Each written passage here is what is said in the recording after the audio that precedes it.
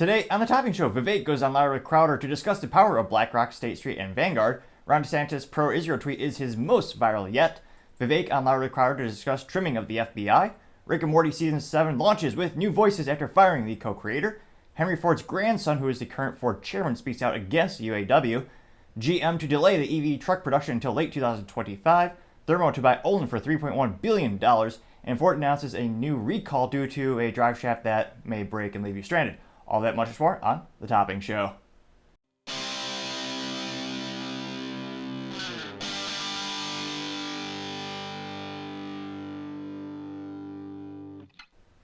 Thank you everyone for taking the time to tune in today. Today's episode of Topping Show is sponsored by Topping Technologies. Topping Technologies is an IT value-added reseller and services company with a special proficiency in IT security. Heck, I see their founder released twice a day. Gotta say he's quite handsome and brilliant. He's me, you see, that's the joke. If you're an IT leader or a business owner, you reach the team at sales@toppingtechnologies.com.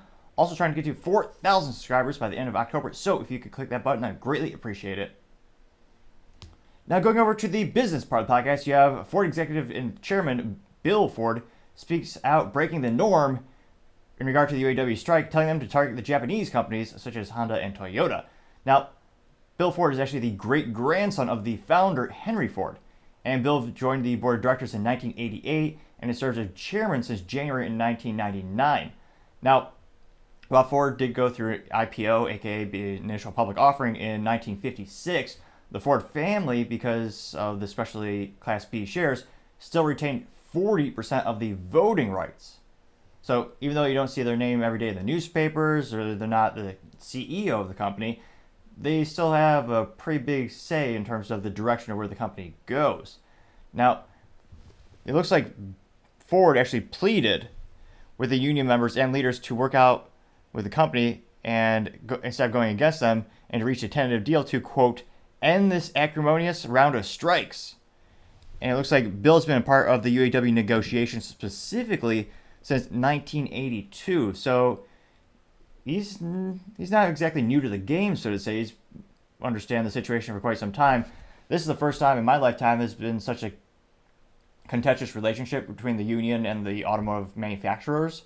Well, subsequently, probably before was when they actually caused the bankruptcies of both GM and Chrysler. And to be clear, they're the partial causes, not the main causes of the bankruptcies. Let's just say the benefits they want will literally cripple the companies again. Now, Bill Ford is usually, again, not in the newspapers. And when it comes to these negotiations, they're usually not front and center making public announcements and kind of the antithesis of Trump in terms of their politics. They're very much quiet, closed behind doors, the Ford family. And especially with this contract negotiation where emotions are high, the rhetoric is at all-time high, and there's a lot at stake. It could literally kneecap the automotive manufacturers. Now, some might think that's not a fair metaphor because I'm comparing them to the mob. Some might. But nevertheless, their current ask, or they still want, I believe, 30% pay raise in addition to getting paid to work 40 hours a week, but only actually work 32 hours a week. Oh yeah, and then they want their pensions back, not retirement, cost of living adjustment, and a myriad of other things that even before the contract negotiation, they were already paid the most in the industry. So the cost is the highest, but the performance is the least. And when I say performance, I'm talking about the actual reliability of the vehicles. And granted, some might say that's because the parts are not the best quality and the engineering. Well, part of the reason that the parts are perhaps less quality is because the cost of labor being absorbently high. Now, in terms of his statements, Mr. Ford said, quote, "We are at a crossroads. Choosing the right path is not just about Ford's future and our ability to compete. It's about the future of the American automobile industry." Now, it looks like before his presentation, he actually told reporters he wanted to elevate the conversation about the contract negotiations. And he said he didn't want to get personal in his remarks because, quote, "it doesn't matter," quote, "at this point." He continued to say, quote, "The UAW's leaders have called us the enemy in these negotiations, but I will never consider our employees as enemies. This should not be Ford versus UAW. It should be Ford and the UAW versus Toyota and Honda and Tesla and all the Chinese companies that want to enter our home," unquote. So not exactly the best look in terms of trying to perhaps best definition of deflecting the conversation. Well, Toyota and Honda, it's a whole different culture in terms of their work environment, but they have a lower cost of labor and a more reliable product. That's not good. And when it comes to Tesla, their employees are the antithesis of a union. They're actually incentivized to work hard and be productive, with the company giving them stock options. I don't know if the UAW is demanding, I should take that back. They are not currently demanding that. Negotiation with this is changing on a seemingly the minute basis, but that would be a good example of a win-win, some might say, because you're giving them more of a vested stake in the company in addition to the performance bonuses that they traditionally get, but they would also have a vested interest to work harder. Would they actually want that? I'm skeptical. I've had family members on both sides of the union, and many of the anecdotal experiences and the stories I hear kind of reinforce the theory that unions they protect people who are not performing. Let's just say that much. Now, in terms of the commentary from the UAW leader, Mr. Shawn Fain, who, in terms of being a politician, he's doing exactly what the UAW members want. Even before this whole strike started, they actually voted and they said, hey, do you guys want to strike? And they all wanted to. So it's not surprising that they asked for the moon and beyond, which would, again, literally bankrupt the companies. And they're just going to strike for a while because, again, it's good politics for them. Kind of like a divorce attorney. They have to justify their existence by causing conflict. Now, his response was, quote, Bill Ford, and again, this is Shawn Fain, who's current president of the UAW, making well over six figures, estimated between $250,000 and $300,000. And hilariously and ironically enough, he wore a shirt that says, Eat the Rich. Perhaps he's the uncle of AOC. Now, he said, quote, Bill Ford knows exactly how to sell this strike. Instead of threatening to close the Rogue, he should call up Ford CEO Jim Farley, tell him to stop playing games and get a done deal, or we'll close the Rogue for him, unquote. It's not the UAW and Ford against foreign automakers. It's automakers everywhere against corporate greed. If Ford wants to be an all-American company, then they can pay wages and benefits. Workers at Tesla, Toyota, and Honda are not the enemy. They're the UAW members of the future, unquote. No, they are not. Because, again, Tesla employees want to work hard and be incentivized for working hard. So you can't, again, it seems like people always want the upside. They never want the risk. When it comes to Tesla employees, they love being non-unionized because they get to negotiate their contracts individually based on their performance and their metrics. Which, again, if you don't perform, then of course you would want to have a union with a big agreement to pay everyone the same rate. But they also have the big incentive of the stock options. So again, you can't ask for, it doesn't make any logical sense to get everything and have no downside. So yeah, the Tesla employees do not want to be unionized because they would lose their stock options. And the cost would go up, and it makes them even less competitive. So interestingly enough, it says that Ford did not threaten to, and this is continued from CNBC, Ford did not threaten to close the Rogue complex in his remarks. He did mention if American car makers such as Ford lose competition, the jobs and future investments and factories, quote, like the one there we are today, will be lost, unquote. Which, again, makes sense. And it is interesting that the UAW is attacking Ford so venomously when, historically speaking, Ford has given the UAW way more than most in terms of the automotive community in the big three, but they've also have a greater number of employees who are members of the UAW. But, again, is perhaps the best example of biting the hand that feeds. Now, in terms of the breakdown of the employees who are affected that we're talking about in terms of the strike, specifically with Ford, it looks like more than 17,000 of Ford's 57,000 UAW members are currently impacted by the strike. And it's hilarious. CNBC tries to, again, framing as a fascinating mechanism when it comes to news and reporting. CNBC says, oh yeah, they're currently impacted by the strike. Well, it almost makes it sound like they're the victim. They're impacted by it. Don't forget, they chose this. And they're getting paid $500 per week to stand with a sign and drink. I can guess what the insides of their coolers. I dare not on this show. We want to keep it family friendly somewhat.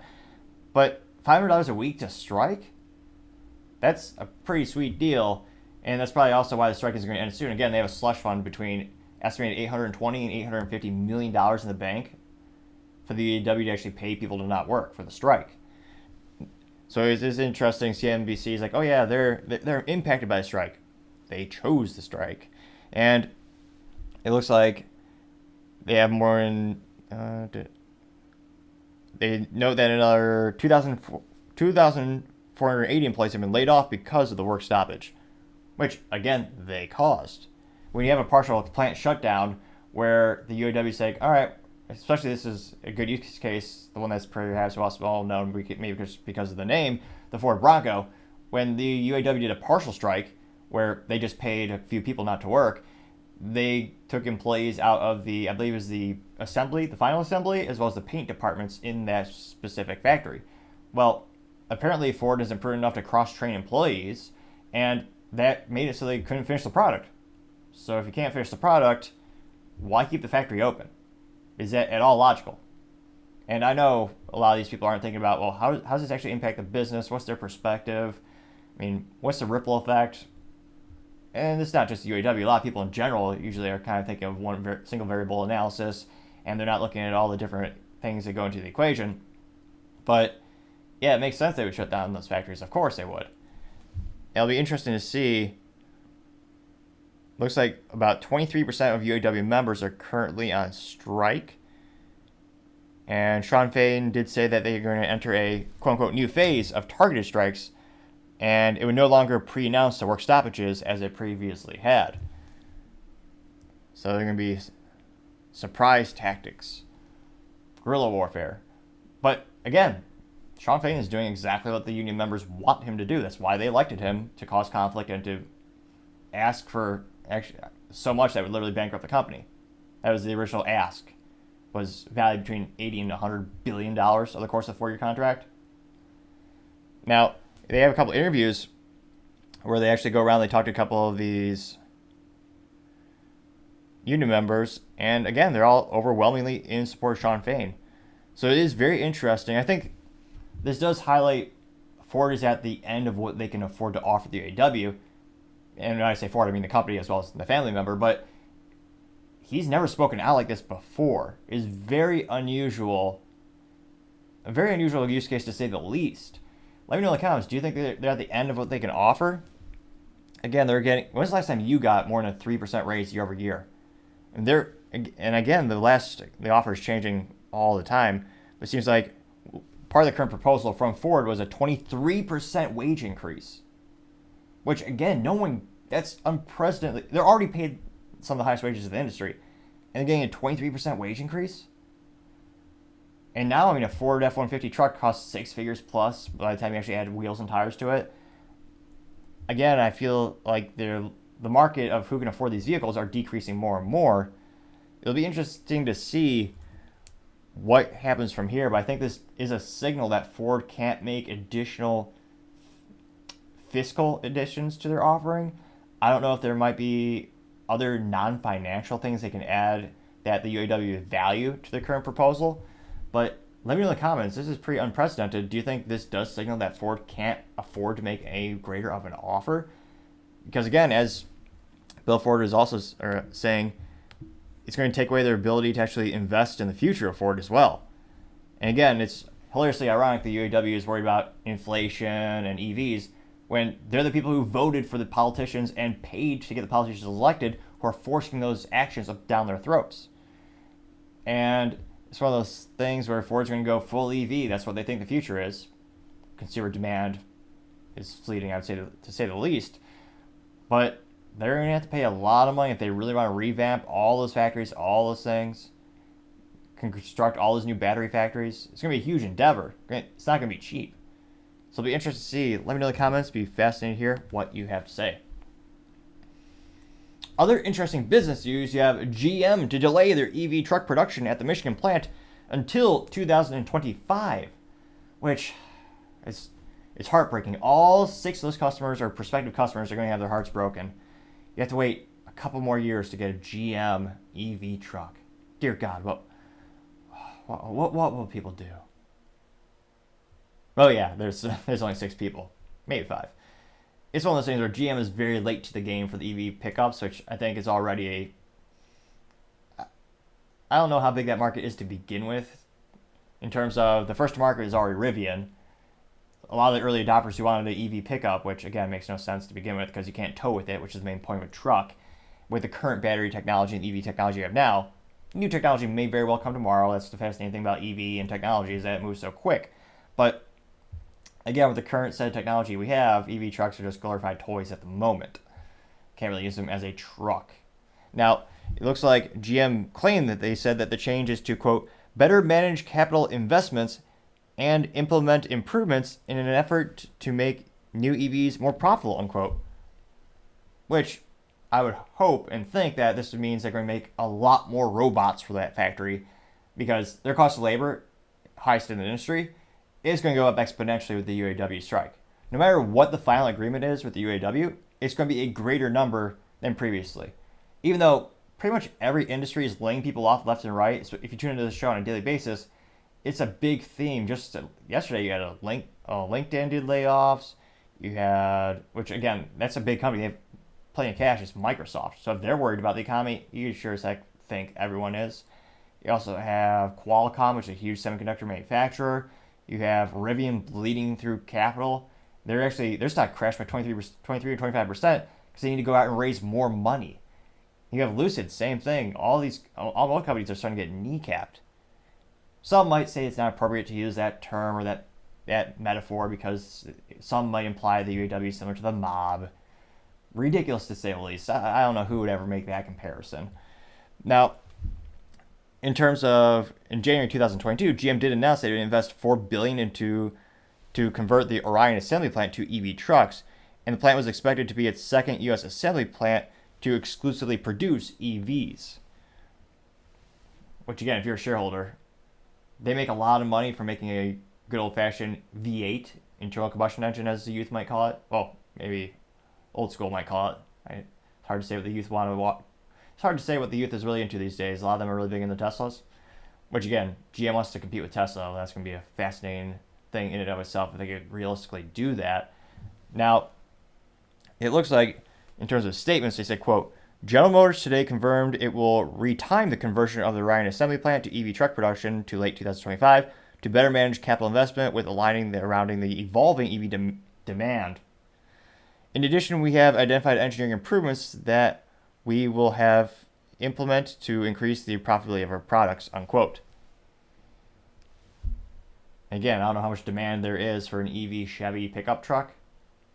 Don't get me wrong, there's probably demand there. It's just, is it 3 people or is it 6 people? I mean, that's really the multi-billion-dollar question that they're gambling upon. It very well, and again, I'm not a doctor, but if you click subscribe, it might help with stuttering. Maybe. Might be a good use case. But it very well may be profitable in the long term. It took Tesla years to make a profit because, again, it's a big upfront investment for all automotive companies, especially EV companies, because they're basically a tech company. So the real question is, will GM survive the transformation when they still have, I believe it's like 85, they have billions of long-term debt. So there's a lot of parallels to General Motors and the U.S. government, interestingly enough.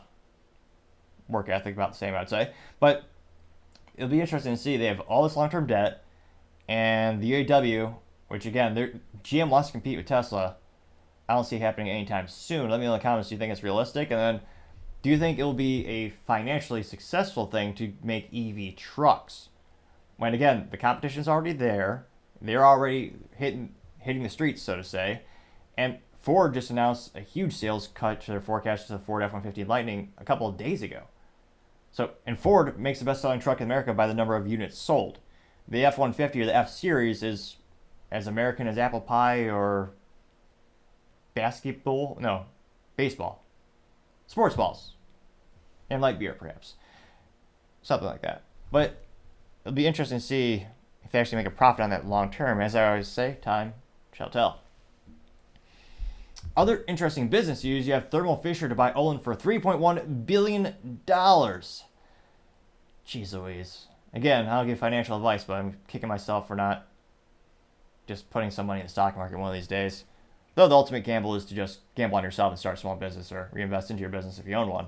Much more exhilarating, you have a little more control than the stock market. But nevertheless, it looks like Thermo Fisher Scientific will acquire OnLink Holding AB in a deal valued at $3.1 billion, the company said earlier this week, as the U.S. medical equipment maker seeks to boost its life sciences portfolio to help drugs discovery. The deal lifted Olink's U.S.-listed shares by nearly 67%, while shares of Thermo Fisher were down 1%. Thermo Fisher has been struggling with the softening demand for life sciences offering, which include the discovery and production of new drugs and vaccines, as biotech companies and clients face a funding crush. Which again, every business is in trouble in the United States. They were bolstered by free cash flow for years, aka basically 0% interest loans. Now that those things are no longer a thing, you have record high interest rates, a lot of companies are having to start to show how profitable they are, not just how big they are. Which is why kind of you see the whole transformation in the social media companies, which back in the day used to be just a metric of the shareholders asking how many users you have. Well, that's great. Now they're asking what's your ROI? What's the actual return on investment? How many active users do you have? How many real users do you have? So every company is starting to tighten their belt, which is quite a challenge in itself because these companies are based in the United States where the belts are copiously big, so to say. So it'll be interesting to see how this affects the two companies. And gosh darn, a stock jump of 67%. Some folks out there, I'm sure, are happy as can be. Going over to the culture part of the podcast, you have Rick and Morty, Season 7 trailer being lambasted and ratioed, as the youth might say, and their approval rating is down 40%. That's, again, I know public schools are all-time low in terms of every metric of, testing, whether it's history, math, or science, partially because the teachers actually are teaching many ideologies and not actually mathematics these days. So, needless to say, we'll do a little fun math here today. 40% approval rating is terrible. That means less than half of people do not approve of this new production, which, again, less than half is not good. Many would say the glass is technically, in fact, half empty, or a little bit more than half empty, actually. Some people call them pessimists, but that's just, technically it is a thing. Now, this comes after they fired the co-creator and main voice actor, Justin Roland, after he had allegations against him for some of the most morally depraved things you can do with the women. Now, thankfully, he was proved innocent in court. So it appears that it was a false accusation. And, of course, unfortunately, in the United States, there used to be a place where people are proven innocent or innocent until proven guilty. Unfortunately, now you have quite the antithesis. You are guilty day one, and maybe someday people will remember you were acquitted. So, unfortunately, the opposite has happened. And in terms of the trailer, they tried for 6 months to get new voice actors, and this was the best they can do.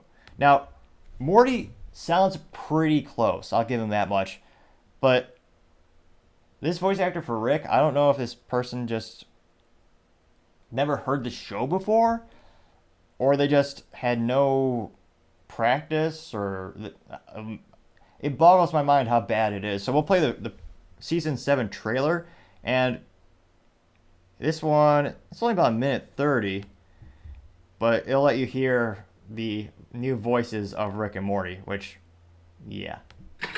Hey look, Morty! I'm a leg! A leg, Morty! Any progress? I found the version of me that killed my wife. You just missed it. Can I ask if you're currently a hologram? Yeah, hold on. 1 sec.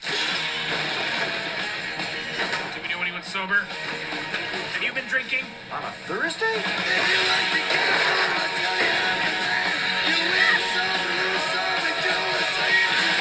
How long does a society take to collapse? Let's find out. It's almost as if they have cotton in his mouth for some of these scenes. Like, and he hasn't burped once, which is kind of part of the the iconic part of his voice is he's a cliche drunk scientist. So usually in the majority of dialogue, it seems as if he's burping, which, again, you're almost halfway through this preview, you're not hearing that kind of the trademark thing. I'm telling you, man, you're making a big mistake here. Now that does sound pretty much like Morty. And again, Justin Roland did a bunch of the voices. You see this with a lot of creative anime and a lot of startups. When you have a very limited number of resources, well, a lot of people have to wear multiple hats, which is part of the excitement of working with small businesses or starting small businesses. There's a lot of opportunity because of those gaps in the talent pool or just the gaps in the company. You got to fill them in organically yourselves. You saw this with The Simpsons where you had original voice actors to cover a myriad of roles. Who's ready for Rick's famous spaghetti? That's right, I like baby. I said I was sorry. No, you I didn't. said it quietly. Shut up. Dad, you had a job interview, right? Blunder. Whose car is this? Whose sun visor is this? What's a sun? I was wondering if you could help me out with a bit of a rake situation. A rake situation?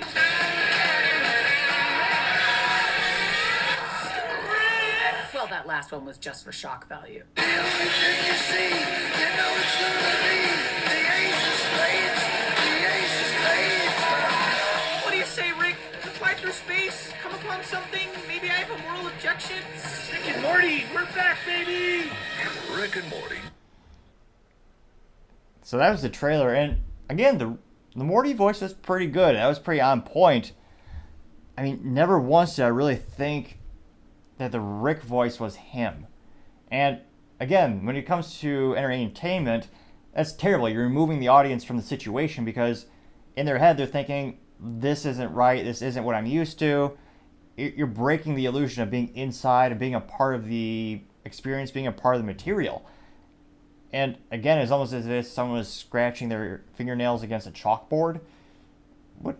That's kind of how I felt when I was watching this. Like, just now, of course, it looks the same. Thanks to it's the same animation crew, I believe, but it just sounds so weird. Now, this is on YouTube thanks to the Nerdist, which A+ for marketing. You know they're nerds, and I appreciate that. And they posted a nerdy thing. Makes sense. Now, in terms of the feedback, it looks like they got 476 comments, and it's got about 182,000 views, although only 1,600 likes. Let me see here. It looks like these are kind of mixed in terms of the feedback of people who, I mean, the main topic for all these comments is pretty much about the fact that the voices are different. Now,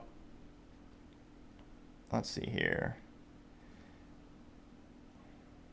Somebody named Brandon Grigsby said, quote, "It's weird, like sometimes Rick sounds just slightly off, then he sounds spot on. Morty is right there. I'm Ho. Either way, the new VAs are good to me as long as the writing is still solid. Can't wait," unquote. Got 446 likes on that comment. Now, I believe Justin, there's a lot of debate of when he stopped being a primary writer for the show. A lot of the articles I was reading saying that Justin Roland, the co-creator and the voice actor for many of the actual people in the, I was about to say film, they haven't made a movie yet, but in the actual cartoon, it sounds like after season 3, Justin's participation in the writing had decreased. Now, it looks like someone by the name of Darth Sinister responded to that original comment saying the writing should be fine since it's the same team, only time will tell. Which, they get an A+ for that saying because that's a cool saying. I might be a little biased though. We'll find out later. Time shall tell. Nevertheless, you have other interesting comments. Mr. Joe Justo saying, quote, "I feel like I'm in another universe dimension hearing these Rick and Morty voices," unquote, getting 326 likes. Now you have someone who does appreciate the new voices, Mr. Vigo Loves You, saying, quote, "I think the new voices fit just fine as long as the writing doesn't decline. It's easy to do a show like Rick and Morty," unquote, getting 237 likes. Let's see here.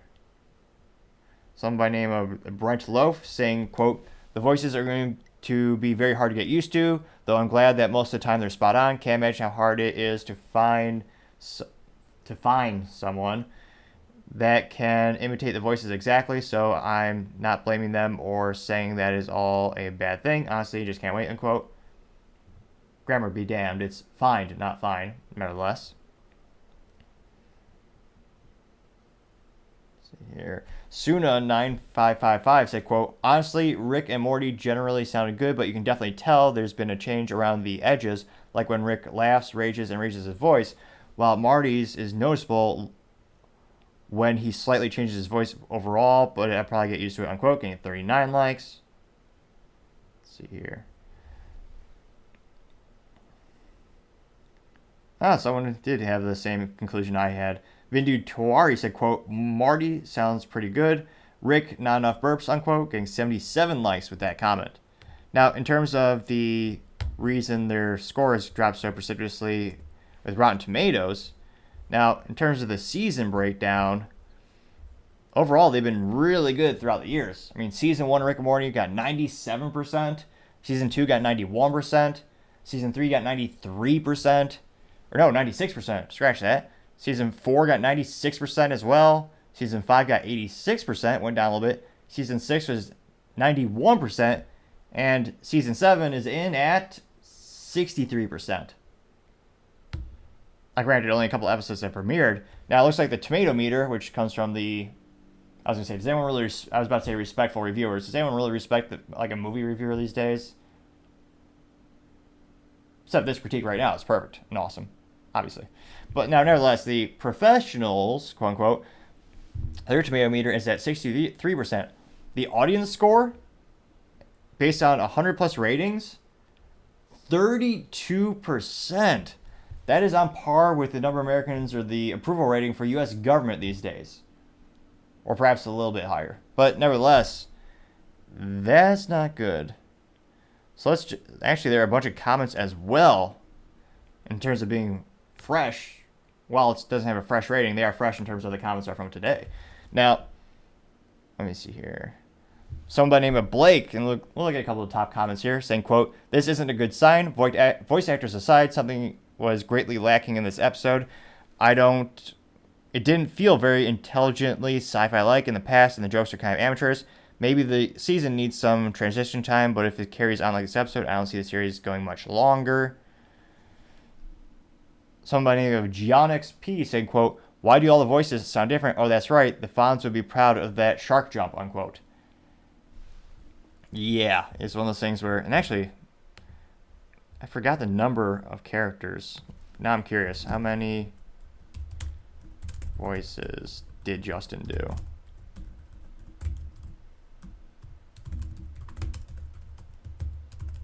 In Rick and Morty. Let's see. That's what fandoms say. Because I'm curious, how many voices did he do? Oh, yeah. So let's count the number of voices that are now different because they fired the co-creator. And again, allegations day one, they fired him, Cartoon Network, and then later we found out in court he's proven to be innocent. Now, it looks like he did the voice of Rick Sanchez, Morty Smith, Mr. Meesinks, Ricksty Minutes, which include those are the entertaining commercials they had within the show. So we'll do them all. We'll count all those voices in the commercials that they created in the show as well. So you got Rick Sanchez, Morty Smith, Mr. Meesinks, Ants in My Eyes Johnson, Gazoptoport, Baby Legs, Real Fake Door Salesman, Top Hat Jones, Albert Einstein, Mr. Poopy Butthole, Teddy Manson, Cromulans. You also have other commercials including Randy Dicknose, Eye Holes Man, Jan Michael Vincent, Steely Comedian, Michael Thompson, Pikel Thompson, Octopus Man, Noob, Truth Tortoise, Glare, Michael, Mr. Always to Be Hunted, and Mr. Frundles. So how many is that? 1, 2, 3, 4, 5, 6, 7, 8, 9, 10, 11, 12, 13, 14, 15, 16, 17, 18, 19, 20, 21, 22, 23, 24, 25 voices gone. Or more accurately, the voice of 25 characters is gone. And granted, a couple of these were just not reoccurring every episodes, but kind of sporadic with their parody of these commercials they see on Alien TV. Mr. Ants in My Eyes Johnson suffering from a very real and very tragic medical condition in which he has ants in his eyes. Some might say that's even more annoying than my stuttering. A debate to be had in the comment section today. So about 25 voices will be different. That's going to have a huge impact, of course. Let's see here. Someone by the name of Alexander K saying, quote, "Seriously dull, so disappointing, not only because of the unnecessary voice changes, but the writing is just awful. Literally no funny jokes, just nonsense." Someone by the name of Honest D saying, quote, "3 episodes in and I have not found a single entertaining, cool, or funny thing yet," unquote. Although for such a negative review, he did give more than 1 star. He gave them 1.5 stars out of 5. Why were you so generous with that half star, sir? I believe, can you do 0 stars? You can, because a lot of these comments are half a star. Ooh, that's rough. Somebody by the name of Young D, again, saying bring Roland back or the show is dead. Chris H saying, like the Adult Swim itself, this shell of a once great thing needs to be put out of everyone's misery, unquote. Andrew B saying the new voice actors are terrible, the writing is brutal, very uninspiring and flat, bring JR back. JR being Justin Roland. Ryan D saying Ian Cardoni and Harry Belvin have absolutely 0 chemistry. The voices slip in and out on believability, making any sense of enjoyment hard to obtain. I think there is only one option that can save the series now, and it's return of Roland, unquote. A lot of these comments saying just bring him back. Now, a couple people are positive, because again, it's not a 0, it's 30, what was it, 32? 32%? So there are some people who do approve of it. There's some of the U.S. government. Some people think they're doing a great job. I've never met those people, but presumably they exist, and they certainly do exist online because they're very loud there. Now, somebody by the name of Seymour D saying, quote, I don't understand what everyone hates about this season so far. The new voice actors are doing a great job in their roles to the point where I can't even tell the difference. There were more... Grammar's terrible. So I'm going to read exactly what he says. There were more tons of great jokes in this episode, too. The whole Hugh Jackman joke was so funny. Same as the Predator joke. It was overall a great episode in a series that continues to be consistently entertaining, unquote. And he gave him 5 stars, interestingly enough. Now, some of the mid reviews include some by the name of Zach F. saying, quote, has lost touch with the core material. Sci-fi adventures with a sloppy, high-functioning alcoholic genius and his grandson through the multiverse has turned into a pop culture portrayals with cinematic elements and slightly better animation, unquote. Now, interestingly enough, this isn't the first time there's been controversy around Adult Swim replacing voice actors and firing people. I think the best well-known example would be Squidbillies, which is a fascinating phenomenon in which you had squids who are hillbillies living on land, which, if you ask a U.S. public school, they might very well believe that to be scientifically accurate, that they can live on land. They can't, but nevertheless, is a show about squids living on the land, and the main voice actor was very recognizable. He was a country musician. He had a whole persona called, Henson? Let's see. Now I've got voice actor. Unknown Henson, that's what it was. And it was a very iconic voice. It was very unique, and everyone liked it. And then he said something political on the Twitter, and of course, and interesting enough, given his persona, and when he goes and plays musicians, he's dressed up in this persona. I guess he tweeted in the perspective of the persona he plays. But nevertheless, Cartoon Network subsequently canceled him and replaced the main squid's voice with, I think it was what was his name? Voice actor, Squidbillies, new? Tracy Morgan? Which, again, so they didn't even try to get close to the main voice actor. They went the exact opposite, basically. And the ratings precipitously crashed. Everyone in the comment section on social media was just lambasting the decision. And the show kind of lost its magic because you're removing a core element that people fell in love with at the beginning. Now, with this rating being so low for Rick and Morty, again, Cartoon Network, that entity, I won't say it's on life support. When's the last time you heard of a hit show coming off of Cartoon Network? Probably the same odds as something like Fox, who produced that 70s show, Family Guy, Simpsons. In decades, those are the only 3 achievements you could easily point to at Fox News. Fox is the studios, which, again, they eventually failed so bad they sold it off to Disney, like everything. So it's one of those things where Cartoon Network doesn't have a lot of hits. This is, again, kind of the very nature of media and publishing, very similar to publishing books. It's a numbers game. So you're hoping you find that needle in the haystack that really knocks it out of the park and makes you just successful. As opposed to most of the books that are published, you lose money, fiscally speaking. Now, in this case, Rick and Morty, it was a huge cultural phenomenon in the United States. People loved that show. And subsequently, they made huge amounts of money off of all the merchandise they produced. Seemingly, they put their logo and their brand on everything, which again is great for them. It was a huge achievement. They knocked it out of the park. They even had another show called, I believe, Solar Opposites, which was, I believe, was exclusively on Hulu, but I believe it was the same co-creators as well, and knocked it out of the park. And because of this false accusation against the co-creator Justin Roland, he lost everything. So it'll be interesting to see, with all the information we have currently, will they write, I don't know if they're going to write petitions to Cartoon Network, will they just tune out completely? Will the corporate company behind it, will they be satisfied with the quote-unquote new norm of adoption in terms of people who are tuning in?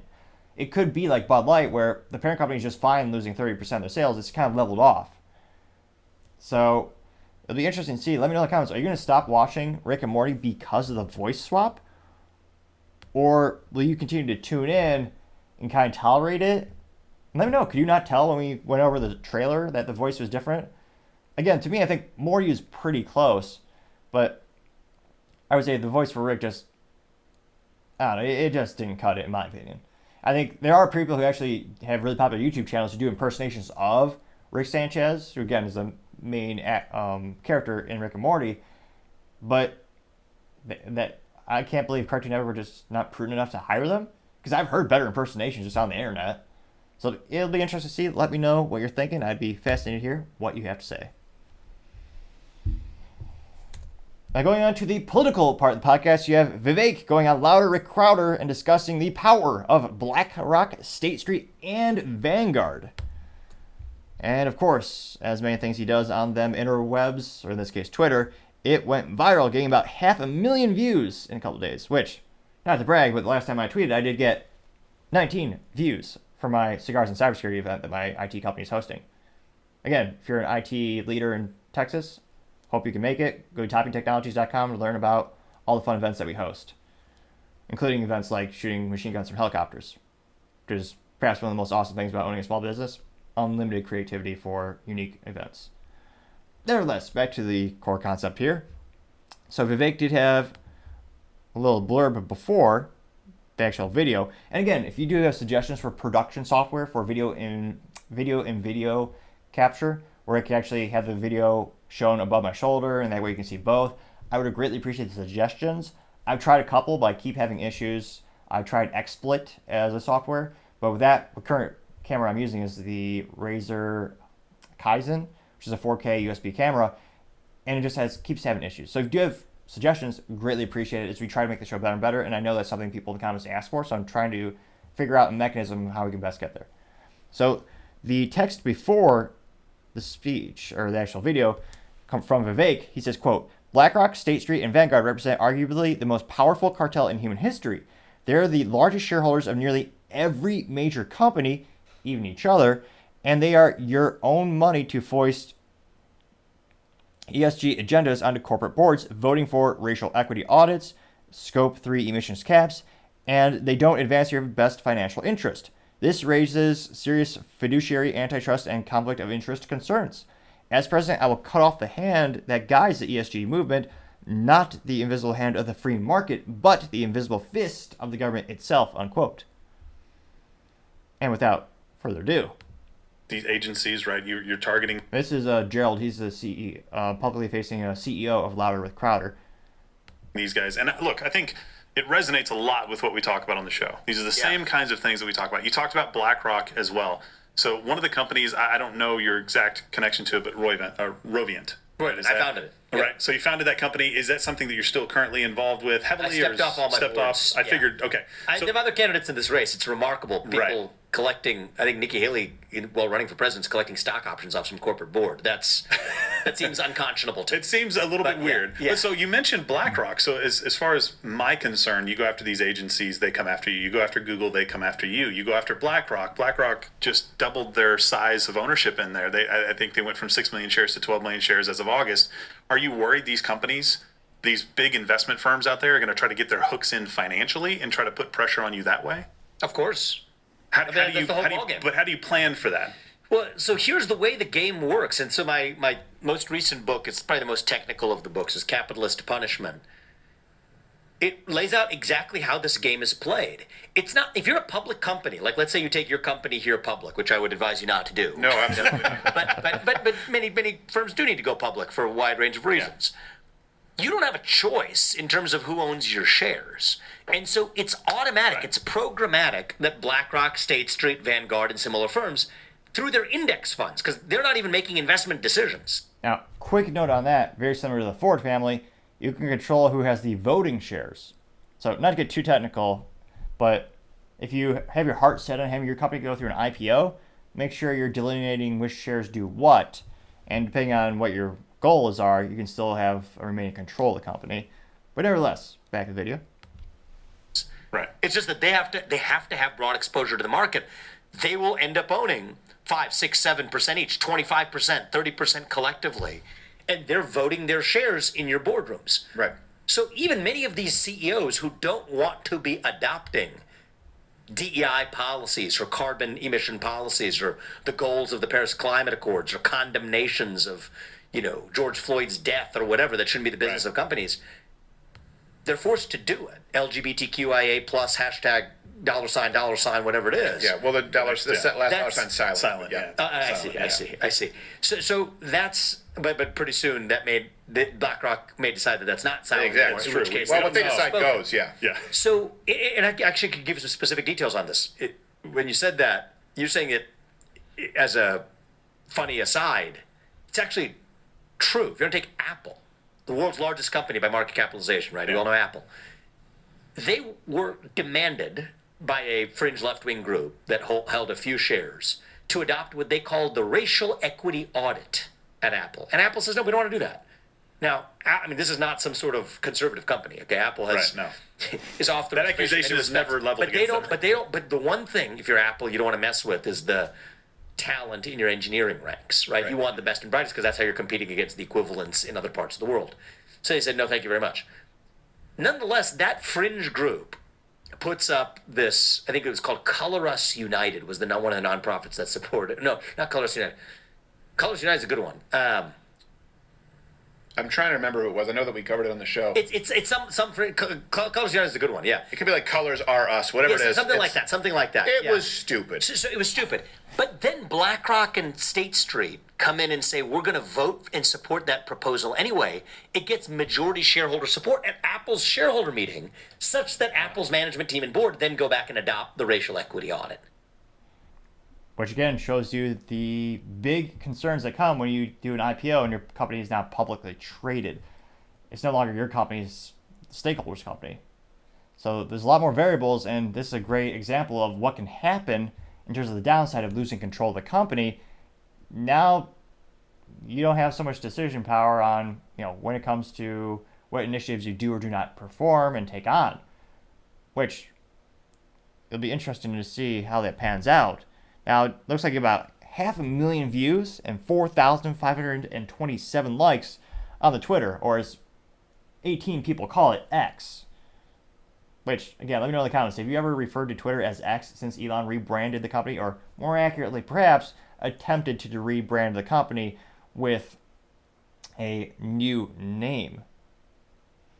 I can't help but think no. So let's go into the comments. I was just going to say, I can't help but think we're going to have overwhelming support in terms of Vivek's take. Which, again, the fact that that's not a t-shirt or a novelty mug that his campaign is selling like that, that's just a lost marketing opportunity. That's just a simple, brilliant idea. But that's just my 3 cents. Used to be 2 cents, but 40-year hyperinflation, thanks to the government printing more money than ever been printed before, I should charge 4 cents, but that's just my 3 cents. Still free to click the subscribe button, however. Going to the comments section, you have one of the top responses being Samuel, and he says, quote, investor representation is broken. Funds custodians like BlackRock and Vanguard shouldn't have voting power. There ought to be a way for investors to allocate their portfolio's voting power to representatives of their choosing at any time, like how you can do with blockchains, unquote. Now, this person got 40 likes, interestingly enough, out of 5,000 views. Now, that being said, you can move your money around from Vanguard or BlackRock. It's just like any investment firm. If you want to move your money, you can.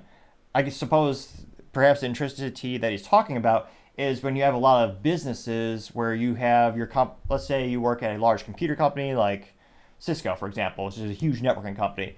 Well, they might choose to have their companies offered 401k exclusively through Vanguard. In which case, if you want to do the company's plan where they'll match your 401k or they'll do a certain percentage match of how much you put into it, then you would have to. So in that case, I think he is correct in his idea of wanting to choose different representation. However, if you're an independent contractor or own a small business or just a side investor, that's a hobby of yours or that's something you want to try out, then you can choose to move your money around. You can move it from investment firm to investment firm, or if you feel so inclined, you can file the necessary paperwork and start your own firm as well. So it'll be interesting to see. It's an interesting idea. I'm not sure how that would roll out in practice. Now, going down to other interesting comments, you have some by name of BeGod saying, quote, "True, but how would you break them? Tell me in simple plain words, please," unquote, getting 11 likes, which, again, Vivek is usually very articulate about how he's going to achieve the goals that he's setting out. And again, this is a short clip of an interview. I wonder what his ideas are to break up those companies, because they're a monopoly or duopoly. I mean, it's not just one company. Realistically, you do have three large investment firms, which are the three that they talked about. I wonder if it would be possible to break them up, and then what would consumer sentiment be about that, or how would people feel? Would they be happy, elated? Would they protest that? Would it be a point of contention that maybe some people won't vote for him to be a Republican nominee because of that idea? Let me know in the comments what your thoughts on in terms of could the government and should the government break up those types of investment firms? Somebody by the name of Seish saying, quote, that's a lot of yeses, but nevertheless, quote, "Yes, yes, yes, yes, yes.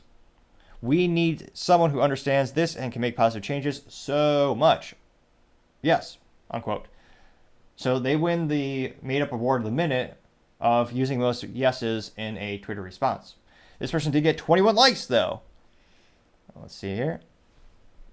Some name of Akish said, quote, "Some say that transparency and accountability are needed to ensure the financial industry's integrity," unquote, getting 4 likes. Although, again, a lot of this is I'm not sure how you go about it, but anecdotally speaking, a lot of this is public knowledge. When you hear about investment groups and investment companies pushing businesses in certain directions and voting in certain ways. But it'd be interesting to see if you could increase the transparency without them perhaps losing competitive advantage against their competitors. Now, some people might argue they actually don't compete, kind of like cable companies where it's just you just happen to only have one option when you move into an apartment or a house, and that's one ISP or internet service provider or cable provider. It's because they have little agreements that they won't compete because it's better for business, well, better for their business. Let's see. Sably Riley said, quote, "How do I invest in other assets? My 401k is with Vanguard," unquote. She got 1 like. Well, again, you can move it around at any time. It's not overly complex. It is just kind of standard paperwork, just like how you could, if you don't want to use a particular bank in the United States, you can choose to close your account and move your money and assets to a different bank of your choosing. Let's see here. A lot of people saying, oh, so you do have some pejorative responses. Usually I want to say Vivek's feedback or the responses to his posts are, I want to say 79% positive. Some by name of JB said, quote, "Just another Crowder interrupt-a-thon," unquote. Got 2 likes. Let's see here. A lot of people posting random stuff about the Israel-Palestine conflict or war. Let's see here. A lot of meme. Oh, geez. Okay. This is annoying. It's the same person. Jesus. Okay, same person just doing GIFs. A lot of GIFs.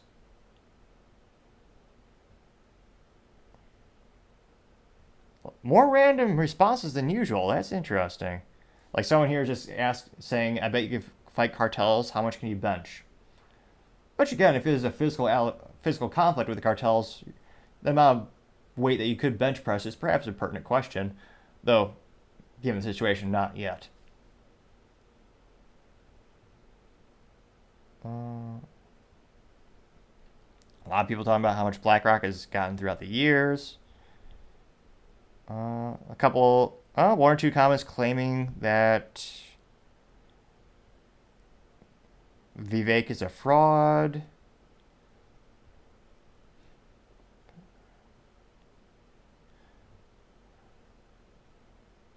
Deep state influence should not be underestimated, unquote, from the White Rabbit, getting 3 likes. And a bonus point for being a reference to The Matrix, which is one of the best films ever. Michael D. Vergarden saying, quote, yes, this is an important issue. None of the major issues can be solved without it, unquote, getting 10 likes. Somebody named Stock Jock saying, quote, you're poking the bear. Does that scare you, unquote, getting 10 likes as well. Dr. Yaz saying, quote, he really is not part of the establishment, unquote. So, even though a couple of pejorative responses, interesting enough, a little less traction than usual in terms of the number of responses. But again, much more often than not, still very much in support of Vivek. Other interesting political news, you have Ron DeSantis Pro Israel tweet goes viral, getting 3.3 million views, which that has to be a personal best for him. Now, he is, by most metrics, number 2 in terms of the Republican nominee. All the polling data has Trump way ahead of the competition. Then you subsequently have Ron DeSantis. Then usually you have Vivek, followed by Nikki Haley. And then somehow you still have Chris Christie, usually polling 2 to 3% on average. So, still a pertinent topic to color Ron DeSantis. He says, and this is no video, but he does give you a lot of text. So we'll go through that today.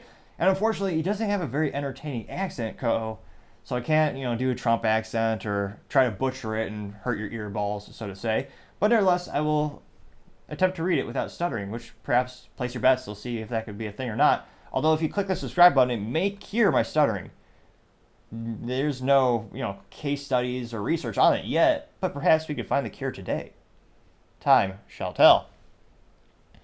So, posted from Ron DeSantis, his personal account on the Twitter sphere, he says, quote, one of our greatest allies, Israel, has been attacked by terrorists funded by Iran, with over 800 Israelis murdered and 2,000 injured. The scenes of brutality are hard to watch, innocent men, women, and children, and the elderly. And we learned this morning that among the victims are at least 9 American citizens killed and others likely missing or taken hostage. Hamas committed these acts of evil for 2 simple reasons. They hate the Jewish people and they are evil cowards. They are empowered by Joe Biden's appeasement of Iran and desire to ruin further normalization of ties within the Arab world with Israel. We must not only stand with Israel, but we must support them as they hunt down and eradicate these barbarians. Israel, with the full support of the United States, should kill Hamas members and extinguish their entire infrastructure. And right now, America must immediately do 3 things. 1, freeze any money Joe Biden has made available to Iran. 2, cut off any and all types of foreign aid flowing to Hamas. And 3, immediately shut down American wide open southern border to ensure we are in a position to better protect Americans here at home from these real threats. These are incredibly dangerous times, but I have confidence that both the Israeli and American spirit can and will prevail over evil, unquote. I was going to say, I could feel 1 or 2 of you subscribe because there's just one stuttering that I could count during that recent speech. So perhaps it really is the cure all along. Time shall tell to see how many it really takes to fix it. Now, in terms of the feedback, that was the most popular tweet he's had probably years. Ever since I've been following the topics and started the show, certainly. Again, they got 3.3 million views. But is it positive in terms of the feedback? I would say, given historicals of the Republican Party, it's very much in line with the traditional take that most Republicans have and having that pro-Israel stance. So I would think the people who are already following DeSantis, they would be further emboldened to choose him as a Republican nominee, and they would be quite receptive and they would be very supportive of this statement.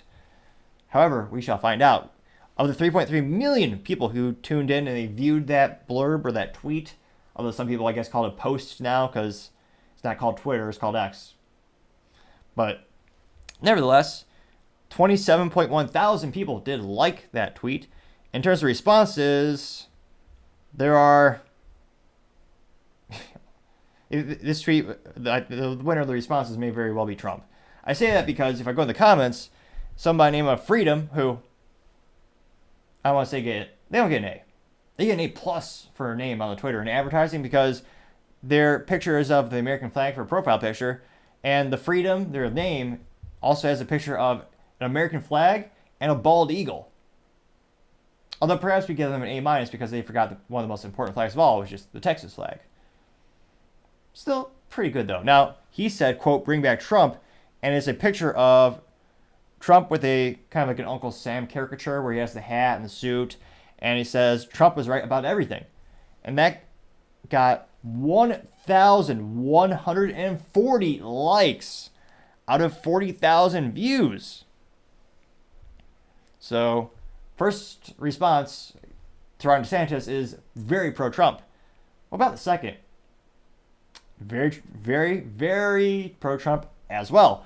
This person by the name of Joseph Pino says, quote, America needs to Trump, bring back the peace president. It's time for Ron DeSantis to endorse Trump, unquote. He got 962 likes. Let's see here. Somebody named Faith Lynn says, quote, as a Christian, I expect you to not escalate the conflict. Please refrain from provocative rhetoric. You can lose me if I find a voting solution is not the objective, but using this to get a popular vote, unquote, getting 45 likes. Someone also tweeted a meme of, or just a picture. I think meme is usually pejorative, now that I think about it. But nevertheless, this person did have a picture of Trump that had text and it said, 4 years, 0 wars. That comes from Tracy Ann, and she got 4 likes. Somebody named of V Par says, quote, now that's a... Again, some of the grammar is so bad, I have to double check. And I'm trying to read it exactly as written, so that's why it is sometimes a little cumbersome. Though, not as cumbersome as most speeches from the U.S. White House. But nevertheless, Mr. V Par says, quote, now that's a statement a real leader makes. We need his leadership now. DeSantis never backs down, unquote. Getting 166 likes. So, looks like the positive comments are starting to seep through the top. Drew Mavin saying, quote, looking very presidential, sir, unquote, getting 45 likes. Somebody named of Raph saying, thank you, Ron G. Bless you, unquote, getting 35 likes. Let's see here. Miss Maldino saying, quote, get Trump back now, unquote, getting 38 likes. Somebody named of Lynn Van saying, quote, stand with Israel, unquote, getting 19 likes. Someone named of Walter Wind saying, quote, why exactly is Israel one of our greatest allies, unquote, getting 24 likes. Somebody named of Earth to Rose saying, quote, name 3 things Israel has done for America, unquote, 68 likes. And I have to put an asterisk. She didn't say for America, she said for America.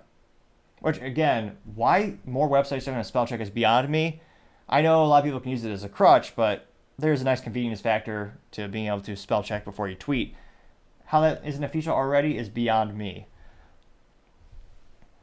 In terms of a comment, I would say Elbit Systems is probably one of the biggest benefits to the United States. They're the Lockheed Martin of Israel, and they are the company in which we collaborated with in order to create the F-35 Lightning II. In terms of, that's one of the most important pieces of our military right now. So I think there's a lot of military benefits. Let's see here.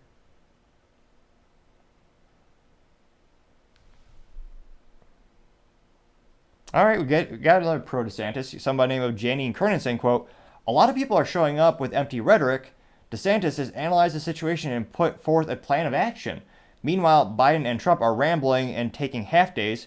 We need an actual leader leading the free world, or it will rapidly become less free, unquote. Person got 149 likes. So, pretty darn good. Let's see. Libertarian Party said, quote, Israel is our ally like Ukraine is our ally. It's not a useful relationship. It's an entangled allegiance that siphons billions of dollars annually from Americans for no benefit at all. Not a single additional taxpayer money for Israel or Ukraine, unquote. They got 1,694 likes. as the youth might very well say, that is ratio, to say the least. Or they perform the ratio. Either or. You understand what I'm saying, hopefully, maybe, perhaps. Let's see here. Someone by the name of David saying, quote, who gave $6 billion to Iran, unquote, getting 49 likes. The U.S. government did, yep. Let's see here. Kappa Fanton saying, quote, notice also how Ron manages to make a distinction and maintains it between Hamas and the people of Palestine, while also reiterating our commitments towards our friends, as all state leaders and everyone else, for that matter, should. And she goes on for a little bit while longer, saying, quote, the people of Palestine are able to make the decision whether to remain a Hamas member or sever themselves and their attention from a regime that encourages terror, like plan for random kidnapping and rape, our words. That's an offer as well as a stern warning that marks of a fair leader, unquote. Grammar be damned, we got the message out, and she did get 111 likes for that specific comment. So overall, let's see here. Oh, someone actually did say, Josh Power saying, quote, this guy needs to be our president, unquote, hashtag DeSantis 2024. He got 685 likes. So, I was going to say, it looked, I'd say the like ratio is about the same in terms of the positive responses from Ron DeSantis. I'd say that they're about the same as usual. They got a lot of people who really want Trump back. There's a couple of people who are very supportive of DeSantis. And, of course, you have a couple of people who really are unsupportive of him. So it'll be interesting to see. I mean, it did go viral. A lot of eyeballs saw this tweet. It'll be interesting to see how this helps him or hurts him in the upcoming polls. As I would say, time shall tell. Other interesting political news, you have Vivek on Louder Crowder discuss trimming the fat from the FBI. And, to be sure, there's a lot of fat that can be trimmed. Now, in terms of the text before the actual video, and again, I appreciate your patience as we try to find a new solution for a picture-in-picture software, production software, to be specific so we can do it in actual production and not post-production. I've tried a couple, but keep having some issues. So if you have a suggestion for a new software suite, please let me know in the comments. Currently using OBS software for the recording, and it's open source. I'm trying to find a solution where we can do that picture-in-picture so you can see the videos in which I'm referencing.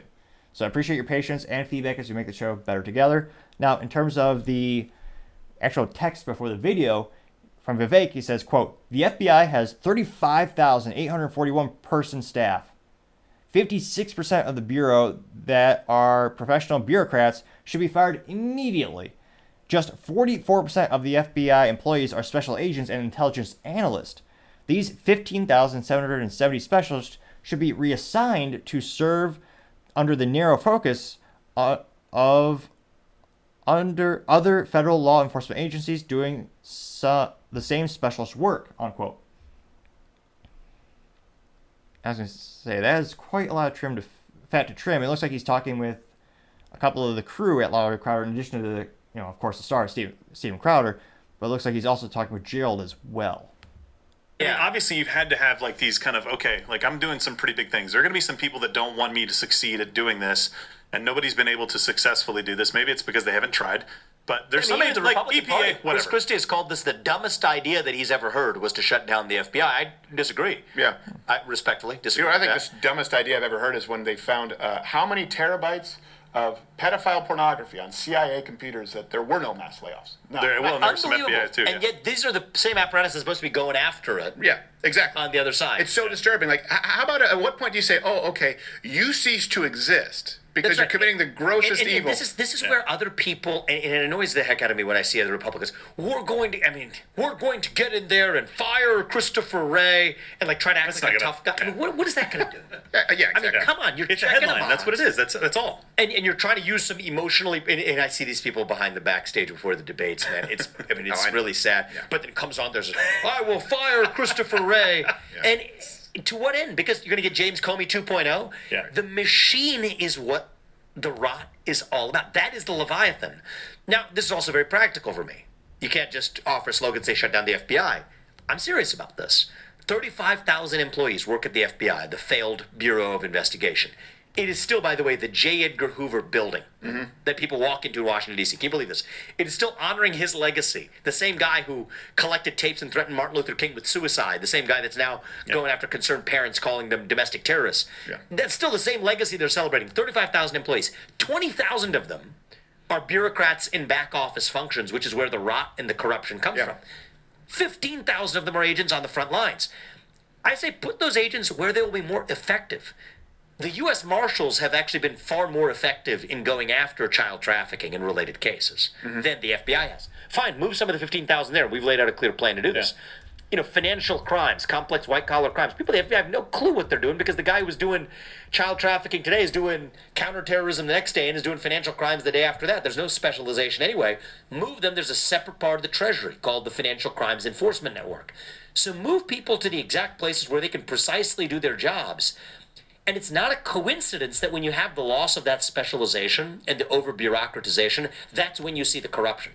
So it's not like we're happening to get lucky solving two problems at once. The two problems go hand in glove together. The ineffectiveness and the bureaucratic bloat is itself a formula for the corruption because you have a bunch of people showing up to work that shouldn't have been at work. They find things to do that they shouldn't have been doing. Yeah. And so, yes, it's going to take somebody who is willing to get in there and gut it. Incremental reform will not work. No, it won't work. Fire Christopher Wray is a false premise. It is a false lie. You're being lied to, and their job is to dupe you. They're trying to distract you to make you feel like they did something, and they didn't. So that got about 250,000 views, and I wonder, will accounts be positive, negative? Let's dive in and find out. Now, it looks like somebody named of Mark Willey saying, quote, "Here you go again. What precisely are the positions of the FBI which you are lumping together under the label of professional bureaucrats? What job functions do they perform? How do you determine that 100% of them are expendable?" Unquote. This person got 11 likes.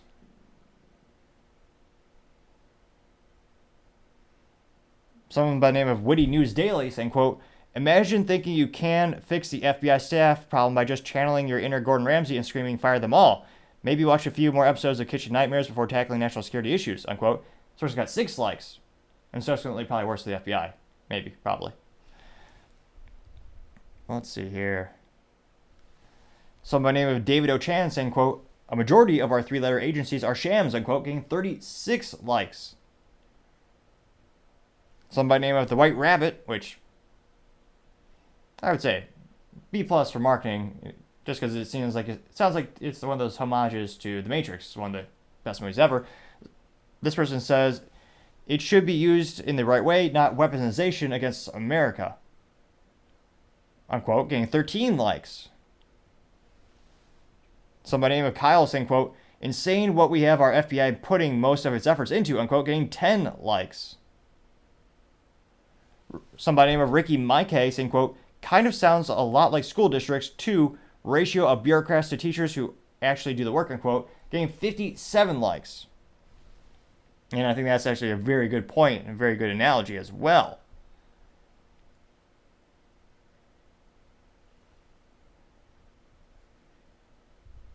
Somebody named of Rocco Carfano saying, quote, "Love this. These are the discussions we should be having. What's crazy is that this thought process is considered a radical concept.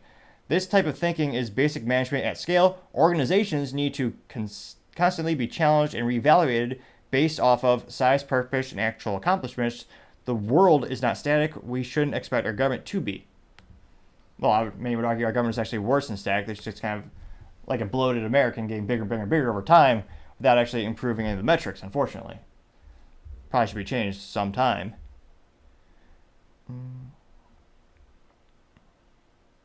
Somebody named Riata Michelle saying, quote, "Most all government agencies could get rid of about half of their employees and still manage to function," unquote, getting 22 likes. Let's see here.